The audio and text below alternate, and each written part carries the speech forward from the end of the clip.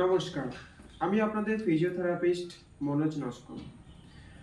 আজকের আমাদের যে গোড়ালি ব্যথা হয় সেই সমস্যা নিয়ে আলোচনা করব। এটা যদি হয়, এই প্রবলেমটা কিভাবে বুঝবেন? আপনি যখন প্রথম ঘুম থেকে উঠে হাঁটা স্টার্ট করছেন, তখন আপনি পা ফেলতে পারবেন না, এতটা পরিমাণে ব্যথা হবে গোড়ালিতে। জায়গাটা দেখবেন ফুলে গিয়েছে, জায়গাটা ফুলে যাবে। আপনি যখন সেই জায়গায় হাত দিয়ে প্রেস করবেন, দেখবেন নরম হয়ে গিয়েছে। আর যখন প্রেস করছেন, আপনার একটা ব্যথা অনুভব, প্রচণ্ড একটা ব্যথা, শার্প পেন অনুভব হবে।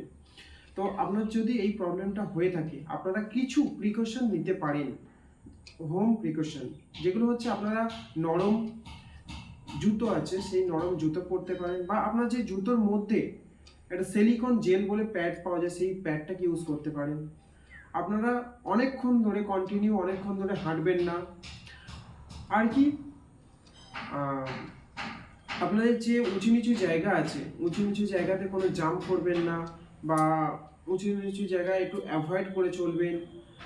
এগুলো করলে দেখবেন আপনার অনেকটা ব্যথা কম থাকবে।